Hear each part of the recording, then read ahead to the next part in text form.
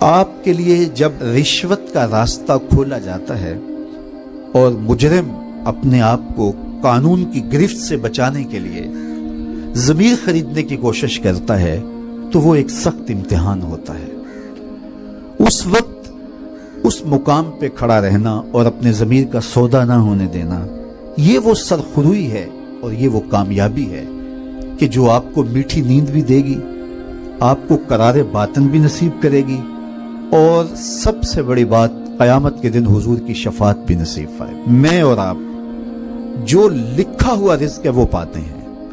اب اس لکھے ہوئے مقسوم رزق کو حاصل کرنے کے لیے ہم چاہے جائز راستہ اختیار کر لیں، چاہے ہم ناجائز راستہ اختیار، یہ ہمارا اختیار ہے اور اسی اختیار پہ ہمیں پکڑ ہے۔ بعض لوگ کہتے ہیں کہ فلاں شخص اگر ناجائز فروشی نہ کرتا، 2 نمبر کام نہ کرتا تو اتنا امیر نہیں ہو سکتا تھا، یار حلال کے رزق سے تو بمشکل وقت گزرتا ہے۔ یہ ایک تاثر ہے، ایسا نہیں ہے۔ جو مقسوم ہے وہ مل کے رہتا ہے۔ دولت قارون حاصل نہ کی جائے، دولت عثمان حاصل کی جائے۔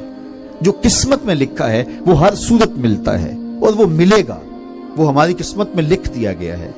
حضور علیہ السلام نے فرمایا کہ اپنے رزق کو، اپنے مقدر کے مقسوم کو حاصل کرنے کے لیے خوبصورت طریقہ اختیار کرو، اور اللہ تعالیٰ جل شانہ ہمیں حلال رزق کے جو وسائل نصیب فرمائے ہیں اور اس میں جو برکت رکھی ہے۔ دیکھو کثرت کوئی چیز نہیں ہوتی، برکت بڑی چیز ہوتی ہے۔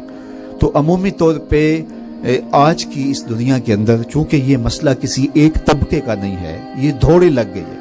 سویر سے شام تک ہر شخص مال و دولت کی دوڑ کے اندر ہر حلال حرام کی تمیز چھوڑے ہوئے ہے، جبکہ ہمارے آقا و مولا نے ہمیں رزق حلال اختیار کرنے کی نہ صرف تلقین کی بلکہ حرام سے بچنے کی اس شدت کے ساتھ تلقین کی کہ اگر کسی شخص کے بطن میں حرام کا لقمہ جاتا ہے تو اس کی جو کم سے کم اس کو سزا ملتی ہے وہ یہ ہے کہ اس کی دعائیں قبول نہیں ہوتی۔ بلکہ علماء نے لکھا ہے اس ضمن میں کہ اگر میرا رزق پاک نہیں ہے، آپ کا رزق پاک نہیں ہے، تو میری اور آپ کی دعا تو قبول نہیں ہوگی، نیک لوگوں کی دعاؤں سے بھی حصہ نکال دیا جائے گا۔ اللہ کے نیک بندے تو ساری امت کے لیے دعا مانگتے ہیں، اللہ پوری امت کی خیر فرما، لیکن نیک لوگوں کی دعاؤں کا جو ہمارے لیے بطور امت حصہ بنتا ہے وہ نکال دیا جاتا ہے اگر ہمارے رزق کے اندر پاکیزگی نہیں ہے، ہمارے رزق کے اندر، ہمارے تومہ کے اندر حلت نہیں ہے۔ تو یہ ایک اہم چیز ہے جس کا ہمیں ہر صورت کے اندر اہتمام کرنا ہوگا تاکہ ہماری نسل بھی پاکیزہ ہو اور ان کی آخرت بھی بہتر ہو۔ چونکہ رزق حلال سے پلا ہوا جسم اور رزق حرام سے پلا ہوا جسم دونوں میں فرق ہے، اور اللہ تعالیٰ جل شانہ نے ہمیں حلال رزق کمانے کی نہ صرف تلقین کی ہے، حرام سے بچنے کی سخت تاکید کی۔ ہمارے بزرگ و صوفیہ فرماتے ہیں کہ جو شخص رزق کی پاکیزگی کا اہتمام نہیں کرتا تو اس کا باطن کبھی بھی روشن نہیں ہو سکتا، حتیٰ کہ اس کے ضمیر کو مرتے ہوئے بھی دیر نہیں لگتی ہے۔ تو مجھے بھی، آپ کو بھی اور پوری قوم کو ہمیں پاکیزہ رزق کو اختیار کرنے کے لیے تگ و دو، تردد، کوشش اور محنت کرنی چاہیے، اور اللہ کی طرف سے دیے گئے تھوڑے رزق پر توکل سیکھنا چاہیے۔ سیدنا علی المرتضیٰ رضی اللہ تعالی عنہ کا ایک فرمان سنیے، آپ نہال ہو جائیں گے کہ میرے حضور نے کیا ارشاد فرمایا کہ بعض کا ایسا ہوتا ہے کہ انسان دائیں بائیں دیکھتا ہے کہ اطراف کے اندر لوگ موج کر رہے ہیں اور میں بھی اسی منصب کا شخص ہوں، لیکن میں رزق حلال کی تلاش میں بہت پیچھے رہ گیا ہوں۔